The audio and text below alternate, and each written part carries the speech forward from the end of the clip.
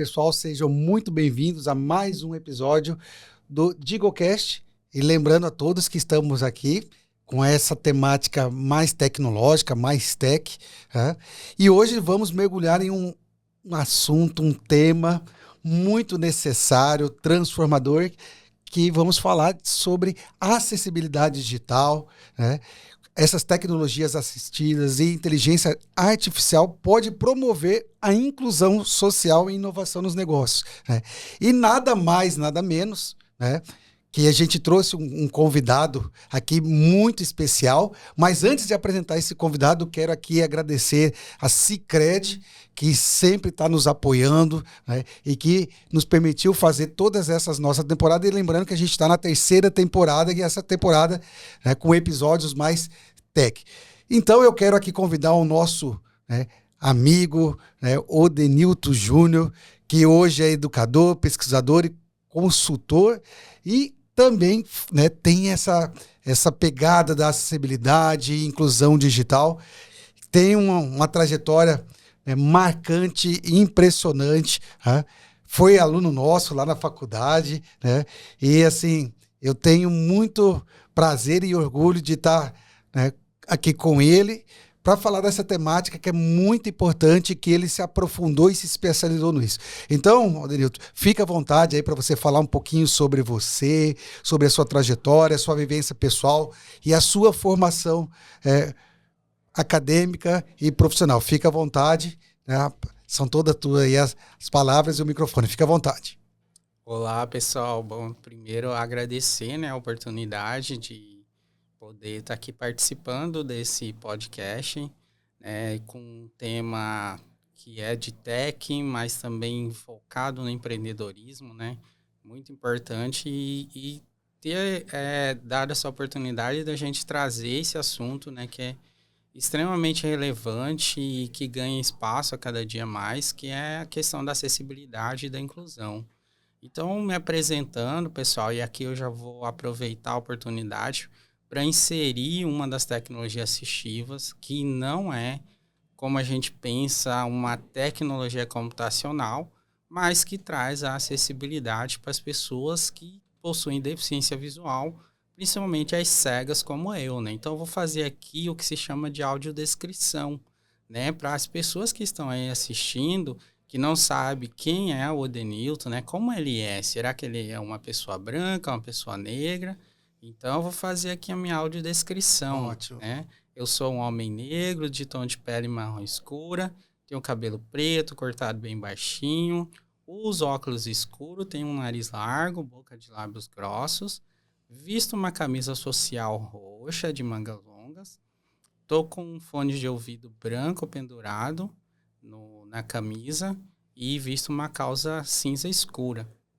Então, Weislan, isso que eu acabei de fazer, né, é uma tecnologia assistiva que se chama audiodescrição, que é a tradução de conteúdos visuais por meio de palavras, né? Uma ferramenta que possibilita que as pessoas com deficiência visual possam ter acesso ao mundo imagético, né? Que originalmente, se eu estou assistindo, se eu estou nas redes sociais, né, principalmente Instagram, que é cheio de imagens, a priori eu não tenho acesso a esse tipo de conteúdo. Mas com a audiodescrição nós podemos ter acesso. Então é uma ferramenta de acessibilidade comunicacional muito importante, né, para as pessoas cegas, mas que hoje a gente sabe que tem se expandido para diversos outros grupos, né? Até mesmo as pessoas mais idosas, né, que comumente vão tendo essa perda da acuidade visual, se beneficiam desse tipo de recurso. Então, só de introdução, a gente já traz aqui um recurso importantíssimo, né? Antes mesmo de eu poder me apresentar melhor sobre quem eu sou, né?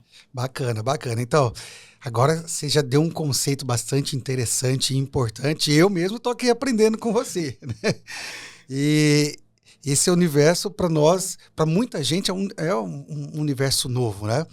Mas antes da gente continuar o nosso bate-papo aqui, eu queria que você falasse da sua formação acadêmica e profissional. Sim. Bom, eu sou uma pessoa que eu não nasci cega, né? Então, eu me tornei uma pessoa cega. Isso aconteceu aos 22 anos de idade. Eu sempre fui entusiasmado com a computação, né? Desde que eu conheci as primeiras vezes. E daí, depois de perder a visão total, eu percebi que eu tinha alguns caminhos a trilhar e eu corri atrás desse sonho que era trabalhar com a área da computação, né? E daí fui buscar as formações, enfim. Hoje eu sou um analista de sistemas, né? Como você disse, estudei lá na Univag. Depois eu fiz especializações, gestão pública, gerenciamento de projetos. Mais recente eu concluí uma em Direito Administrativo.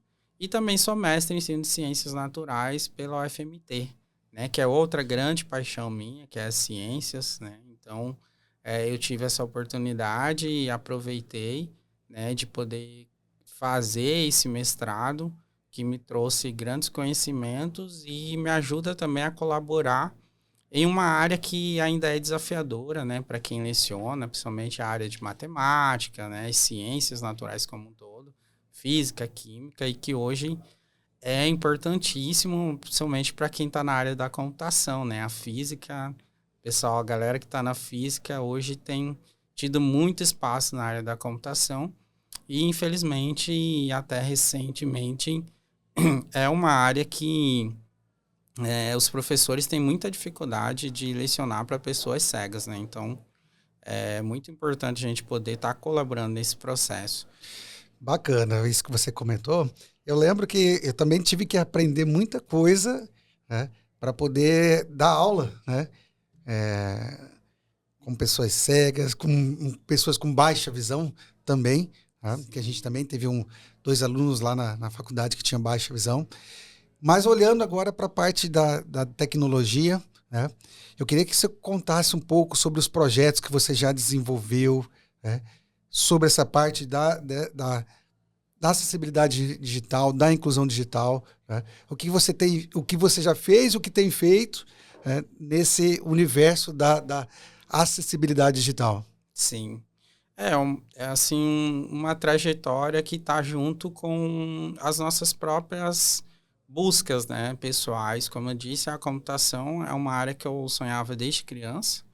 Quando apareceu a deficiência, eu achei que isso era um sonho que ia ficar para trás, não teria como eu alcançar. Depois eu fui saber que havia sim a possibilidade, e aí eu corri atrás, né? E assim, aqui em Mato Grosso, infelizmente, a gente ainda enfrenta vários desafios, ainda hoje em 2025, né?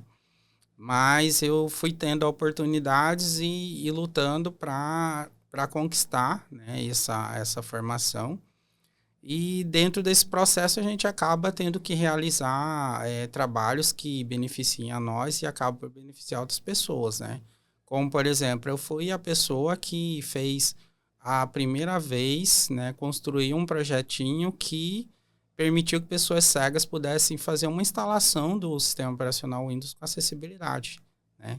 Quando eu comecei na computação, em 2007, isso não era possível, né? Uma pessoa que quisesse trabalhar como técnica informática, ela não conseguia fazer ali, passar por todas as telas numa instalação do Windows. Ela precisava de alguém que enxerga ali do lado, lendo as telas para ela, porque o sistema não oferecia nenhum recurso de acessibilidade, então não era possível. E por um desejo meu de avançar nessa área, eu fui atrás, pesquisando, e em 2012 eu criei um projeto que fez isso se tornar possível para mim e para todas as outras pessoas cegas do país inteiro, né? Na época eu fiz até uma versão em português de Portugal, que a nossa comunidade brasileira é muito junto com o pessoal de Portugal. E esse trabalho, sim, foi... até hoje eu encontro pessoas virtualmente que falam, nossa, isso transformou a minha vida, né? Por quê? Porque pra gente, muitas vezes levar em um técnico o nosso computador, ele não sabe como lidar, né? Ele não sabe como configurar, né? Qual que é o software que a gente usa e tal. Então, essas pessoas puderam passar elas mesmas a terem essa autonomia de fazer a instalação dos seus computadores. E depois disso, vários outros projetos, né? E aí eu fui me especializando nessa parte da acessibilidade digital, que é onde a gente está atuando forte hoje em dia. Exatamente, eu acredito que foi um projeto bastante desafiador. Eu lembro desse projeto que você fez, foi muito bacana, né? E você tocou num assunto bastante pertinente, né? Como a gente está dentro de um podcast, né? Que é o DigoCast, e que faz parte da comunidade de Gorest Startup, né? Como é que tem o seu relacionamento, como está esse relacionamento seu com essa galera de outra comunidades que também que tem a mesma deficiência que você, né? E vocês conversam, vocês falam dessa parte de projetos tecnológicos. Como é que está isso? Ou tem uma comunidade aqui no Brasil que vocês se comunicam, falam de projetos, falam de inovação tecnológica voltada, né, para esse público? Como é que está isso? Sim, as comunidades, elas são fundamentais, né? Eu falo assim que aonde eu consegui chegar de hoje ter a autonomia que eu tenho de poder usar um computador, um smartphone e outros tantos dispositivos que a gente tem hoje, foi graças às comunidades, né? Como eu disse, quando eu comecei lá em 2007, aqui em Mato Grosso a gente só tinha curso básico de informática, era o básico do básico, né? Então, quando eu mesmo falei que eu ia para a graduação em TAD, eu vi de várias pessoas que, tipo, ninguém fez esse curso, você não vai conseguir, né? Mas as comunidades, eu já participava de comunidade, inclusive eu fundei uma, que ainda é ativa, em 2009 eu fundei, né? E ali cada um vai se ajudando, né? Então, já tinha pessoas que eram da área da computação, programavam, né? Curiosamente, muitas pessoas acham que nós, pessoas cegas, começamos a entrar no mundo do tech muito recente, mas os dois pioneiros da computação no Brasil, eles são da década de 70, dois caras cegos que programavam na época dos cartões perfurados ainda. Nossa, Então, interessante assim, a isso. galera tá aí na luta já há muito tempo, né? E aí, Legal. essa vivência nas comunidades ajuda muito, porque ali a gente vai, um resolver um problema, passa a dica, outro que já fez a graduação, por exemplo, quando eu estava na graduação. Eu estou tendo dificuldade com a disciplina de modelagem de dados. Aí vai lá, alguém que já fez, já ajuda, já dá uma dica de um caminho, de um material, de uma ferramenta. Então, assim, as comunidades são muito fortes. Bacana. Vamos falar um pouquinho do seu trabalho, né? Além de toda essa parte sua do perfil de empreendedor que você tem. É, eu acredito que uma das curiosidades que o pessoal de casa deve estar nesse momento bom, ele é analista de sistema. Como é que ele atua como analista de sistema da empresa dele? Quais as ferramentas que ele usa para ser analista de sistema, né? Então, eu acho que seria interessante você falar sobre uma ferramenta que você utiliza no trabalho para você fazer modelagem, né? E claro, né, o pessoal de casa também quer essa dica, né? Vai que tem alguém que também tem esse mesma deficiência que você, e aí ele está nos escutando e fala, peraí, eu quero entrar nesse universo, quero trabalhar com computação, mas não sei por onde começar. E aí você fala um pouquinho desse trabalho seu como analista, a ferramenta que você utiliza hoje. Sim. Então, basicamente, pessoas cegas, né? Porque dentro da deficiência visual, hoje a gente tem 3 grupos principais, né? As pessoas cegas, total. Quem tem baixa visão e hoje, mais recente, os monoculares, né? As pessoas cegas usam um software que é conhecido como leitor de tela, né? Então, é um software que ele faz a leitura daquilo que aparece visualmente. Então, se eu estou no computador, ele faz a leitura das telas ali. Tem leitor de telas para Windows, tem leitor de telas para Linux, tem leitor de telas para Mac, né? Então, basicamente, todas as plataformas principais têm hoje um software leitor de telas que às vezes é nativo, como no caso do Mac, e outros, como no caso do Windows, eu uso um software que foi desenvolvido por uma instituição. Na verdade, um projeto que começou com 2 australianos, né, que hoje é um dos maiores leitores de tela do mundo, mais usados, né? E é um projeto open source. Então, com esse tipo de software, a gente consegue operar o computador, né? Basicamente, o que precisa para que o software consiga passar a informação adequada para a gente, de ser desenvolvido seguindo as diretrizes de acessibilidade, né? E daí a gente entende a relevância da questão da acessibilidade. Por quê? Porque um software que não é desenvolvido levando em consideração a acessibilidade, provavelmente eu não vou conseguir usar, né? Então, por isso a gente hoje fala muito em acessibilidade, que é para quê? Para que qualquer pessoa possa fazer uso dos sistemas, né? Então, no meu serviço, eu tenho que operar diversos tipos de ferramentas, e se essas ferramentas foram desenvolvidas considerando a acessibilidade, eu vou conseguir usar tranquilamente, né? Agora, se ela não foi bem desenvolvida, aí a gente começa a ter problemas. Entendi, Adenito. Muito bacana isso. E aí me surgiu uma outra questão que eu acredito que muita gente também que quer ser empreendedor, que tem, por exemplo, essa mesma deficiência visual que você possui, né? E ele fala assim, poxa, eu tô com uma ideia aqui, mas eu não tô conseguindo implementar. E aí você tocou num ponto que características de acessibilidade ou critérios de acessibilidade. Então, assim, a pessoa que quer desenvolver algo, né? O que você dá de dica para ela? Quais são esses critérios de acessibilidade que tem que ter, no mínimo, necessário para poder ser um software de boa qualidade para quem tem deficiência visual possa utilizar? Sim.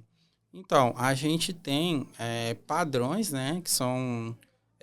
tem o WCAG, que é um padrão internacional, né, reconhecido internacionalmente, que é desenvolvido pela W3C, né, a organização que regulamenta a internet no mundo, né? Então, aí eles desenvolveram um padrão, não é novo também, muita gente acha que a questão da acessibilidade é algo novo, mas não é, né? As primeiras diretrizes são da década de 90, né? Mas acaba que isso demorou um pouquinho para chegar nos cursos de formação, né? E aí a gente tem muito sistema ainda desenvolvido sem acessibilidade. Mas o que é importante para quem quer desenvolver um sistema, um site, uma plataforma que seja usável por qualquer pessoa, isso é um detalhe importante, né?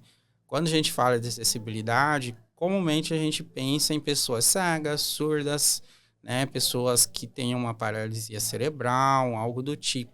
Mas a acessibilidade ela vai muito além disso, né?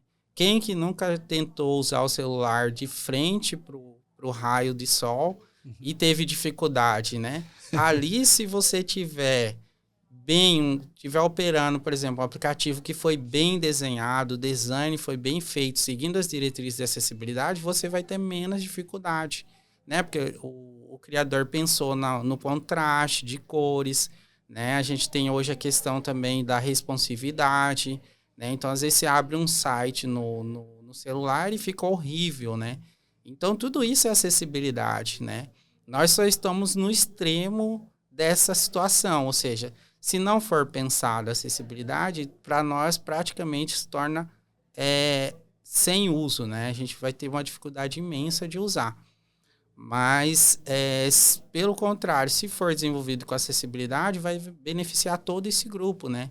E hoje a gente fala o quê? Pessoas com deficiência em geral no Brasil estão por volta de quase 20%, né? A última pesquisa mudou um pouco os dados em relação a 2010, o censo do IBGE, mas a gente tem ali por volta de 16% de pessoas com deficiência, né? Isso, deficiência que é considerado pela lei. Aí a gente tem que pensar que, para além das pessoas que são classificadas pela lei como deficiente, você tem um gradiente de pessoas que têm dificuldade, mas não são uma pessoa com deficiência. Mas tem, né? Por exemplo, uma pessoa que usa um óculos com, sei lá, 4 graus, ela tem dificuldade de ver sem o óculos, né? E às vezes ela vai precisar usar o celular sem estar com o óculos, né? E aí, nesse momento, a acessibilidade ajuda ela também, mesmo ela não sendo uma pessoa com deficiência. Então, a gente sempre passa essa mensagem, né? Eu venho mais do setor público, mas eu sempre, no particular, sempre acompanhei a parte de empreendedorismo, é algo que eu gosto muito. E eu quero levar essa mensagem também para a galera que empreende, né? Porque Eu uso muito tecnologia, basicamente para tudo hoje, né? Então, banco, compras, basicamente eu só compro pela internet. E aí a gente enfrenta vários desafios, né? Você Imagino. vai comprar, né? E o site não tem acessibilidade, não foi muito bem desenhado. Então, assim, nós também somos consumidores, nós somos clientes, nós somos um público significativo, né? Então, acho que vale todo mundo pensar, né, em implementar a acessibilidade. Para isso a gente tem as diretrizes, né? Como eu falei, tem a WCAG, e lançado há 2 semanas, a gente tem agora a NBR 17225, que é uma norma brasileira, né, desenvolvida pela BNT, que versa sobre acessibilidade web / digital. Bacana, Zé. Muito interessante isso que você colocou. Eu estou aqui aprendendo bastante, viu, gente, com o Denilton, porque geralmente as pessoas, né, falam de usabilidade e Sim, esquecem de de acessibilidade. acessibilidade. E aí você colocou bem, né? Que você usa aplicativo de banco, você usa aplicativo para compras. E aí o pessoal usou o conceito de usabilidade que a gente vê em TI, mas esquece do conceito de acessibilidade. E aí existe todas essas normas que você está colocando, que é bastante importante. Agora a gente olhando aqui para Cuiabá, para Mato Grosso. Você, como disse, já teve uma comunidade que você fundou e está aí com essa comunidade. Tem outras pessoas que você conhece, né, que aqui dentro de Cuiabá, como que está esse fomento, né, de desenvolver algo ou tecnologias, ou algum tipo de serviço ou produto, né, por pessoas que também têm a sua deficiência para esse nosso universo digital? Como é que está isso dentro de Cuiabá, dentro do estado? É algo que eu, né, uma das questões que me motiva a estar fazendo esse trabalho de muitas vezes voluntário, né, de levar essas informações, buscar esse conhecimento, né, porque a gente precisa estudar constantemente, né, tá tudo mudando e a gente tá ali se dedicando, por quê? Porque eu quero ver isso crescer, né, eu quero ver a comunidade crescer. Eu espero que o universo das pessoas com deficiência tanto tenham mais oportunidades, né? Porque, é o que eu falo, a era do assistencialismo, né, para as pessoas com deficiência, acho que isso já passou, né? A gente tem que superar, tem que dar oportunidades para que as pessoas possam participar da sociedade e contribuir de todas as formas, né? Inclusive economicamente, né? Quando uma pessoa para de receber um benefício. Não que eu seja contra, pelo contrário, né? Eu acho que existem situações e situações. Mas se eu deixo de receber um benefício, isso alivia o governo, né? Por um lado. E por outro lado, se essa pessoa passa a ser um colaborador, ele está produzindo mais riqueza para o país, né? A gente vê fora que países que desenvolveram melhor todo esse ecossistema produzem mais riquezas, né? Então, aqui a gente ainda não tem muitas pessoas atuando, principalmente com empreendedorismo, mas fora eu conheço diversos colegas que são donos de empresas, né? Que vendem tecnologia assistiva. Eu acabei de conhecer semana passada um colega que montou uma loja de camisetas, enfim, vários tipos de objetos que são às vezes usados muito como brindes e tal, com temáticas sobre acessibilidade e inclusão, né? São ideias Bacana. bacanas que a gente vê, né? Mas, por exemplo, a gente tem muita carência em tecnologia assistiva, enquanto país mesmo, né?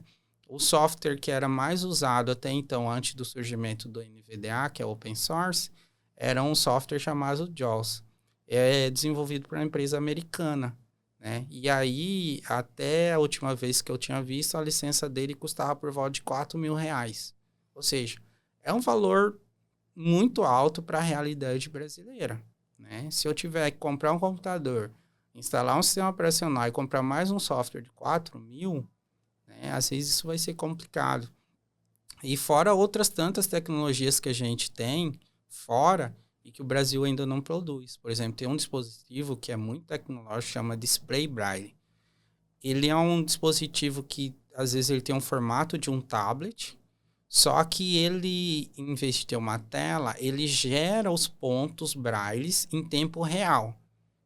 São uns pininhos que ficam subindo e descendo por eletromagnetismo, né? Ele vai impulsionando, forma as informações que a pessoa está acessando no computador, né? Então, isso é um dispositivo muito interessante. Por quê? Porque elimina de você ter a necessidade de fazer material em braille impresso, né? O que ocupa muito espaço, dá muito trabalho. Então, ali você passa a ter acesso a tudo que é digital, de forma automática, né? Só que é um dispositivo que hoje está na faixa dos R$ 20.000. O Brasil não tem nenhuma empresa que fabrica um dispositivo similar. E assim são diversas tecnologias que eu acho que nem só pessoas com deficiência, mas os empresários em geral podem começar a olhar para essa área porque é um mercado. Então, agora você falando uma coisa também interessante e gostaria também que você colocasse as suas sugestões, por exemplo, no caso da Digorest Startup, né?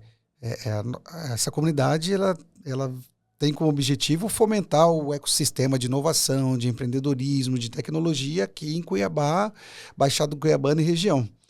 E aí, olhando para esse cenário de acessibilidade digital, o que você pensa que, por exemplo, no caso do Digorest Startup, poderia promover de meetups, eventos, para fomentar, né, que nem você disse que ainda não tem muitas pessoas aqui em Cuiabá, mas o que você daria de sugestão que seria importante ser feito de ações para poder movimentar e aquecer esse mercado quando a gente olha para a questão de deficiência visual, né?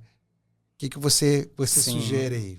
Eu acho que começar a trazer esse tema, né? A primeira questão que eu colocaria, assim, trazer esse tema para dentro dos eventos, né? Porque muitas pessoas realmente desconhecem, né? Parte da sociedade, eu que estou aí há mais de uma década atuando nesse meio de levar informação sobre acessibilidade e inclusão, a gente vê que a grande maioria das pessoas desconhecem ainda, né?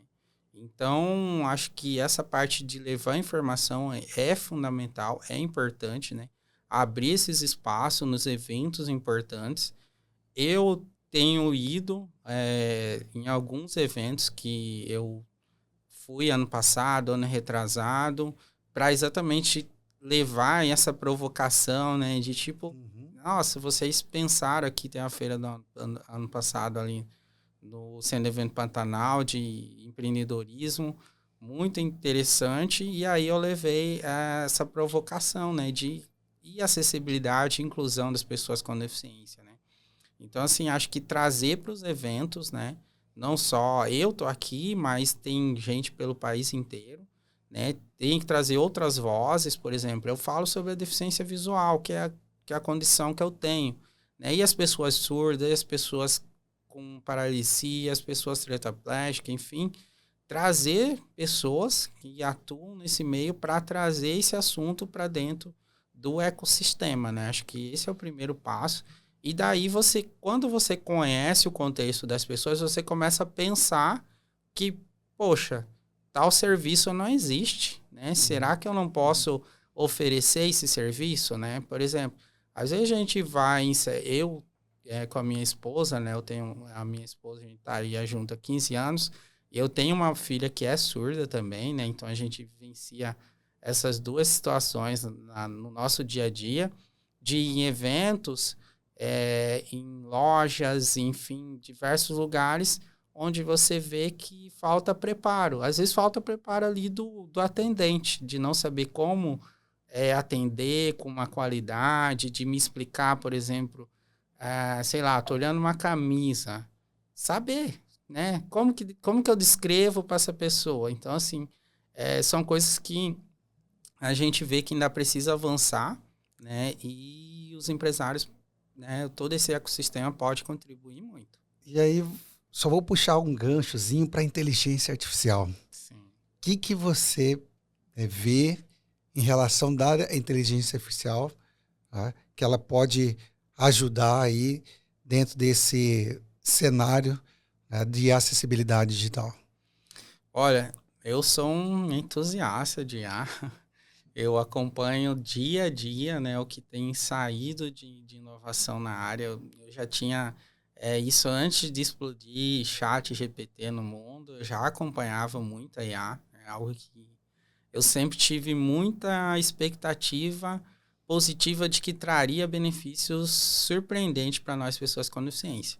E eu estou vivenciando isso. Por exemplo, hoje, pegar uma imagem e poder descrever, pedir para a IA descrever ela, né, em fração de segundo eu tenho a descrição daquela imagem, isso assim, é outro mundo, sabe? É coisa que há 6 anos atrás a gente não tinha, né? Você precisava pedir para alguém que enxerga poder fazer isso. Hoje eu pego, a gente tem um aplicativo, tem vários, né? Mas tem um que é muito bom, onde eu tiro foto de qualquer coisa, de qualquer lugar, de qualquer ambiente e ela faz a descrição para mim em tempo real. Né? Isso é... Aí hoje, por exemplo, recurso do streaming que tem aparecido nas IA, né? Que é você ativar a câmera e ir conversando com ela em tempo real. Esse dia atrás eu estava testando lá em casa, né? A minha cachorrinha estava brincando perto de mim e eu mostrei e falei: o que a cachorrinha tá fazendo? E a IA descreveu: ela parece estar muito feliz, não sei o quê. Então, cara, isso é tipo, sabe? É outro mundo que a gente está vivendo. Então, assim, e vai ser cada vez mais surpreendente o que a gente vai poder fazer com IA, né? E ela veio, assim, acrescentar enormemente no que se relaciona a recursos assistivos, né? Como a descrição de imagens. A gente tinha um desafio, por exemplo, para fazer audiodescrição. Vamos pegar um desses e-commerce, por exemplo. São milhões de imagens. Imagina você ter que fazer a audiodescrição de cada imagem dessa. Seria humanamente impossível. Né? E hoje com a IA já está sendo usado, né? Muitas plataformas estão usando para gerar as descrições das imagens. Por que que é importante? Porque quando eu vou lá escolher um produto num e-commerce, eu tenho a descrição da imagem. Né? Então, assim, enormemente os benefícios que eu já tenho acompanhado, já tenho visto, e a expectativa é de que isso só vai aumentar. Bom, gente, vocês viram aqui que o Denilton, ele é um cara que tem uma fala muito potente, prática, também muito inspirador, né? Um trabalho bastante significativo que ele fez aqui, né? Foi muito bom, né? Privilégio ter você aqui conosco, ouvir um pouco da sua história, da sua trajetória, né? Do que você está fazendo, do que você está estudando, né? E assim, eu queria que você agora fizesse uma mensagem, uma fala final, né, para quem está nos assistindo, nos escutando, tá? Sobre essa questão de negócios mais inclusivos e acessíveis, tá? Dentro do seu universo. Fica à vontade para você fazer essa mensagem final aí. Ok, primeiro, mais uma vez, agradecer, né, ao Aislan, que eu entrei em contato, né, e provocando por esse momento, né, esse diálogo, a oportunidade aqui de estar no DigoCast e, assim, dizer que, em resumo, é o que eu falei, né, a gente precisa de oportunidades, nós, enquanto pessoas com deficiência, o que a gente luta é pelas oportunidades, porque a partir das oportunidades, o resto a gente faz, né? Faz acontecer, né? São pessoas que estão espalhadas pelo país inteiro, pessoas que lutam dia a dia, estudam, trabalham. Conheço pessoas absurdamente competentes, né? Que superam tantas situações, né? Para serem o que são. Então, é o que a gente fala, a gente precisa de oportunidade. E a gente gera oportunidade com acessibilidade e inclusão, né? Então, assim, se você tem o seu negócio, comece a pensar, né? Como que eu posso deixar o meu negócio mais acessível, mais inclusivo, um atendimento que seja, como eu falo, um atendimento acessível, inclusivo, né? A parte de marketing da sua empresa, né? Vamos pensar em inserir audiodescrição nas suas peças de marketing, que eu tenho certeza que isso vai aumentar, né, o seu público. Então, é isso.